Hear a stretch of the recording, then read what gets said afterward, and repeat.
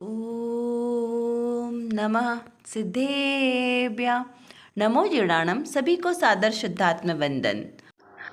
आज माघ शुक्ला द्वादशी का यह शुभ मंगल पावन दिवस है और आज 1008 श्री अभिनंदन नाथ भगवान जी का जन्म तप कल्याणक तिथि भी है और शाश्वत पर्व तो अभी चल ही रहे हैं, जिसमें आज उत्तम त्याग धर्म का यह शुभ मंगल पावन दिवस जो हम परंपरा के अनुसार मनाते हैं।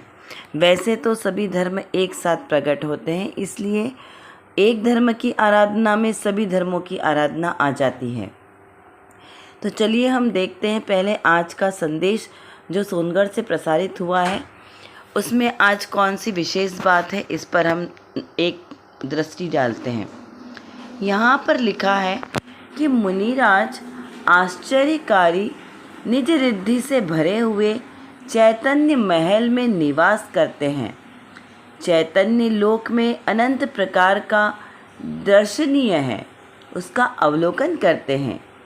अतीन्द्रिय आनंद रूप स्वादिष्ट अमृत भोजन के पान से थाल भरे हैं, वह भोजन करते हैं। ऐसे समरसमय महामुनिराज होते हैं। क्या कहा यहाँ पर कि मुनिराज आश्चर्यकारी निज रिद्धि से भरे हुए हैं। कौन सी रिद्धि? निज रिद्धि, निज आत्मिक रिद्धि, क्योंकि आत्मा में अनंत रिद्धियाँ अनंत शक्तियाँ भरी है ना, अनंत गुण है। जीव कौन है? आत्मा, और आत्मा यानी जीव। तो एक जीव द्रव्य, प्रत्येक द्रव्य में अनंत गुण है। तो ऐसे ही मेरा ये जीव द्रव्य है, तो इसमें भी कैसे हैं? अनंत गुण भरे, अनंत गुण, अनंत रिद्धियाँ सिद्धियाँ, सब कुछ मेरे आत्मा में ही भरा है। इसका अर्थ क्या समझना कि मेरा आत्मा परिपूर्ण है, उसमें किसी भी चीज़ की कोई आवश्यकता नहीं है, किसी पर के संयोग की आवश्यकता नहीं है, पर के हस्तक्षेप का कोई अवकाश ही नहीं है, क्योंकि वो परिपूर्ण है ना। जैसे लौकिक में किसी मनुष्य का पेट भरा हो तो क्या उसे भोजन की आवश्यकता है? नहीं है ना, क्योंकि उसका पेट भरा हुआ है। जिसके घर में धन वैभव सुख संपत्ति भरपूर हो, उसे किसी और से कुछ मांगने की आवश्यकता है क्या? नहीं। तो वैसे ही मेरे आत्मा में अमूल्य निधियाँ भरी पड़ी है, गोदाम है। किसका? अनंत शक्तियों का गोदाम है मेरा यह आत्मा। तो मुझे किसी और चीज़ की आवश्यकता ही क्यों पड़ेगी? तो इसलिए यहाँ कहा कि वह निज शक्ति से परिपूर्ण है, अपने चैतन्य महल में निवास करते हैं। इसे पर घर में रहने की आवश्यकता नहीं है, ईंट टूटने के मकानों की आवश्यकता नहीं है। ये तो अपने चैतन्य महल में निवास करते हैं और चैतन्य लोक में अनंत प्रकार के सुख वैभव से संपन्न है। ये जो चैतन्य महल है ना, चैतन्य लोक, चैतन्य महल, और चैतन्य महल है कहाँ पे? तो चैतन्य लोक में है। तो वो भी तो चैतन्यता से परिपूर्ण है ना, तो वहाँ पर भी किसी प्रकार की कोई आवश्यकता नहीं है, क्योंकि जो एक चेतना नाम का जो गुण है वही एक पर्याप्त है। चैतन्यता वाली जो पर्याय है वही पर्याप्त है, उसे किसी और परद्रव्यों की कोई आवश्यकता नहीं है। और फिर कैसा है? इस चैतन्य लोक में अनंत प्रकार के दर्शनीय स्थल है।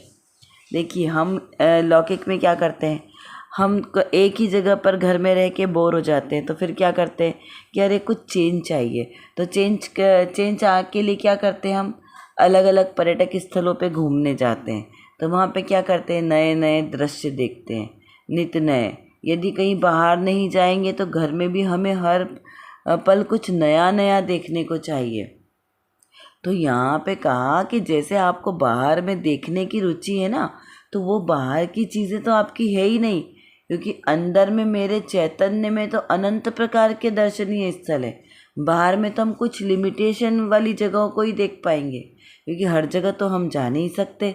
लेकिन मेरे चैतन्य लोक में तो अनंत दर्शनीय स्थल है ना। तो उनका क्या करते हैं? अवलोकन करते हैं। और ज्ञान से, ज्ञान में अनंत पर्याय, तो अपने ज्ञान की पर्यायों से सबको जानते हैं और चैतन्य दर्शन से आपका सामान्य अवलोकन करते हैं। तो ऐसे मेरे आत्मा में ज्ञान और दर्शन नाम की दो मुख्य शक्तियाँ हैं, बोलते हैं ना, सॉलिड शक्तियाँ हैं। इसके अलावा मुझे और किसी की आवश्यकता नहीं है। और जो अनंत सुख है उसके साथ क्या करते हैं, उस सुख का अनुभव करते हैं। अतीन्द्रिय आनंद रूप स्वादिष्ट अमृत भोजन के थाल भरे हैं। किसके थाल भरे हैं? अतीन्द्रिय आनंद, इंद्रिय वाला आनंद नहीं। इंद्रियों का आनंद तो क्षणिक मात्र है। कभी इंद्रियां कमज़ोर पड़ गई, शिथिल पड़ गई, तो फिर आपके वो आनंद में बाधा पड़ जाएगी, है ना। तो वो तो कैसा है, क्षणिक मात्र है, उसमें आनंद नहीं है, आनंदाभास है। लेकिन रियल आनंद किस में? मेरी आत्मा में भरा पड़ा है। तो उस आनंद का, अतीन्द्रिय आनंद का स्वादिष्ट अमृत पान करते हैं, वह भोजन करते हैं। कौन सा? अतीन्द्रिय आनंद का, पराधीनता रहित स्वाधीन अमृत का पान करते हैं। ऐसा समरसता में अचिंत्य दशा है। किसकी? मेरी।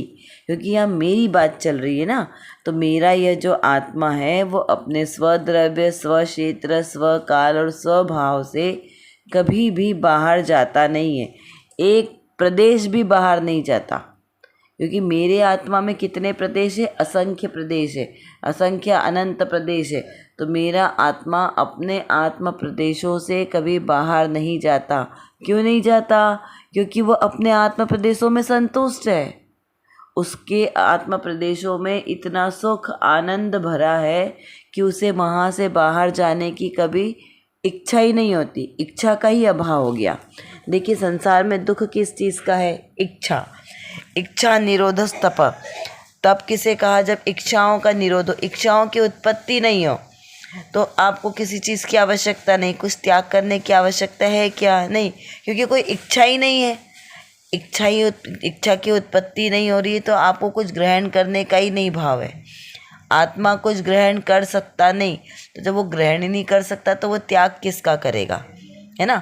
तो इस प्रकार मेरा आत्मा कैसा है? स्वयं में ही परिपूर्ण है।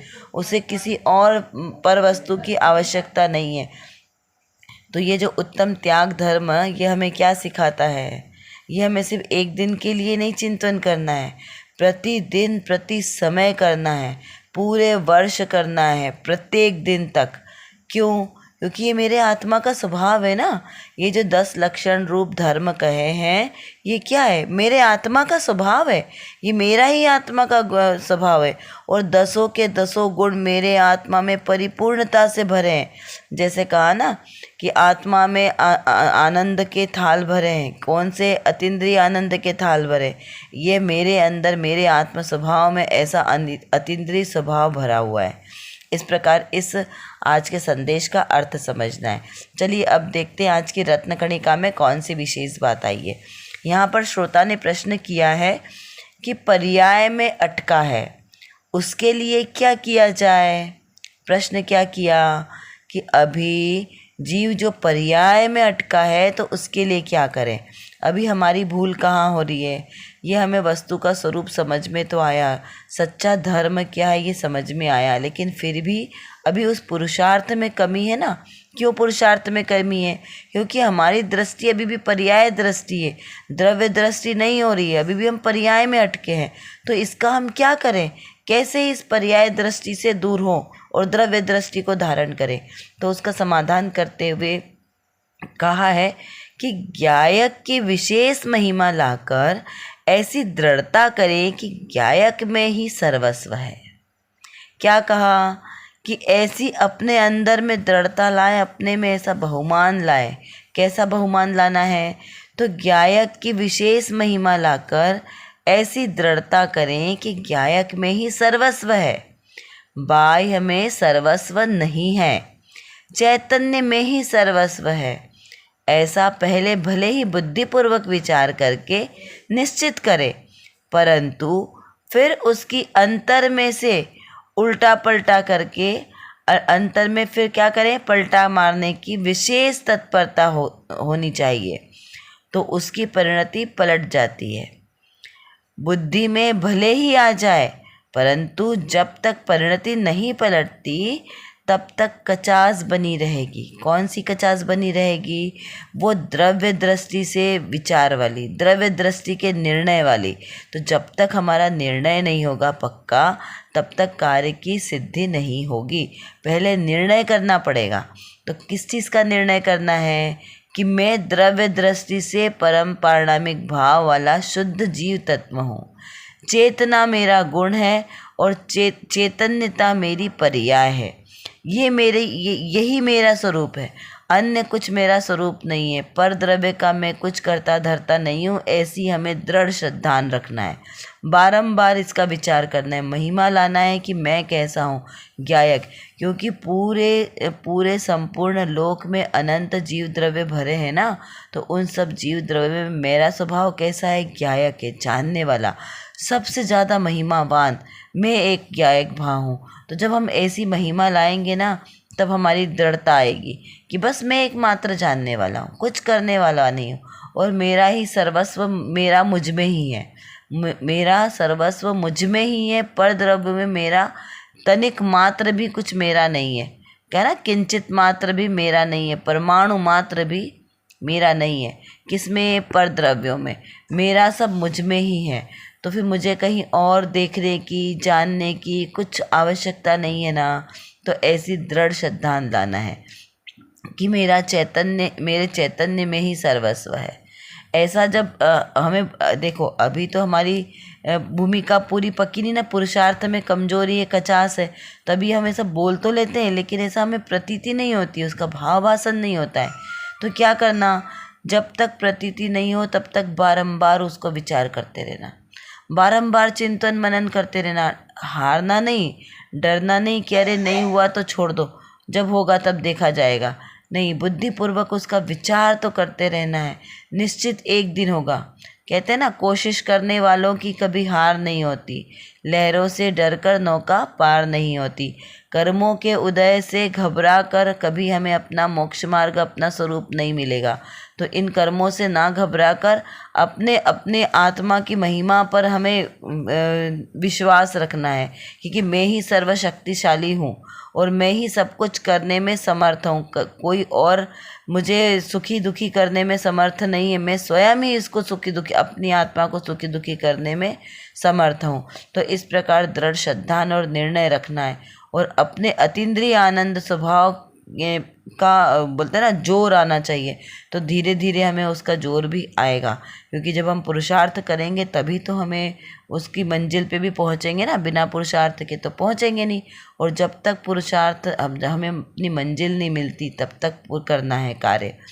क्योंकि अभी हमारे अंदर जब तक हमें मंजिल नहीं मिलेगी, इसका मतलब क्या है कि अभी हमारे पुरुषार्थ में कचास है।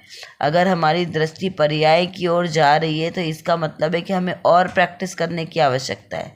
जिस दिन हम द्रव्य दृष्टि से अपने आप को समझने लग जाएंगे, पर्यायों से दृष्टि हट जाएगी, और मोह राग द्वेष के जो परिणाम हमारे उत्पन्न होते हैं, जब वो परिणाम उत्पन्न नहीं होंगे और समरसता में हमारा परिणाम हो जाएगा, यानी कैसा, समतामय परिणाम हो जाएगा, तब हमारा ये पुरुषार्थ अपनी चरम पे आएगा, है ना। इस प्रकार समझना है। अब कुछ प्रश्नों के माध्यम से हम यहाँ पर और चिंतन करेंगे। विचार करें कि आत्मा में कौन कौन सी शक्तियाँ हैं ना। समय सार जी परिशिष्ट में 47 शक्तियों का बहुत सुंदर वर्णन आया है। उसमें से भी हम प्रतिदिन एक एक शक्ति के स्वरूप को समझकर उस पर चिंतन कर सकते हैं। चिंतन करें, जैसे भजन में है ना, अनंतों शक्तियाँ उछले सहज निज ज्ञान में विल से। तो ये अनंत शक्तियाँ कौन सी और कैसे मेरे ज्ञान में ये झलकती है, इस प्रकार हमें चिंतन करना है। और मेरा ही सर्वस्व मेरे अंदर है, तो कैसे मेरा सर्वस्व मेरे अंदर है, तो कैसे है, कहाँ है, उसको आप समझने का प्रयास करें, उसको चिंतन की धारा में लाएं। भजन में लाइनें हैं ना, जैसे अपने में सर्वस्व है अपना, पर द्रव्यों में लेश नहीं, हो विमूढ़ पर से क्षण क्षण, करो व्यर्थ संक्लेश नहीं। अरे विकल्प अकिंचित करहि, ज्ञाता हो ज्ञाता ही रहो, शांत चित्त हो निर्विकल्प हो, आत्मन निज में मस्त रहो। तो इस प्रकार हमें चिंतन करना है। कब करना है? तो प्रति समय चिंतन करना है। जब भी कोई विपरीत परिस्थिति आती है तब तो करना ही करना है, लेकिन अनुकूलता में भी करना है। क्यों? क्योंकि हमें ये अनुकूल परिस्थिति हो चाहे प्रतिकूल परिस्थिति हो, दोनों में ही समता का भाव रखना है, दोनों में ही ज्ञाता का भाव रखना है। तो जब हम अपने आप को ज्ञाता दृष्टा समझेंगे तभी हमारा भाव का किनारा होगा। अपनी मति को व्यवस्थित करते हुए हमें यह निर्णय करना है कि मैं कौन हूँ और मेरा स्वरूप क्या है। इस प्रकार यथार्थ निर्णय के साथ हमें अपना श्रद्धांत पक्का करना है, क्योंकि जो सर्वज्ञ देव की वाणी में आया है वही वस्तु का यथार्थ स्वरूप है और वही मैं हूँ, वही मेरा स्वरूप है। इसी स्वरूप को समझकर अनंत सिद्ध हुए हैं, अनंत सिद्ध हो रहे हैं और आगे भी ऐसे ही अनंत सिद्ध होंगे। और मुझे भी अगर अपना सम्यक दर्शन प्रकट करना है, उस सिद्धालय में जाकर विराजमान होना है, तो इसी मार्ग का अनुसरण करना पड़ेगा। चलिए, इतना आपको समझ में आ गया होगा। यदि नहीं समझ में आए तो आप कमेंट बॉक्स में लिखकर पूछ सकते हैं और अपनी चिंतन धारा को बढ़ाएं, स्वाध्याय करें। जय जिनेंद्र।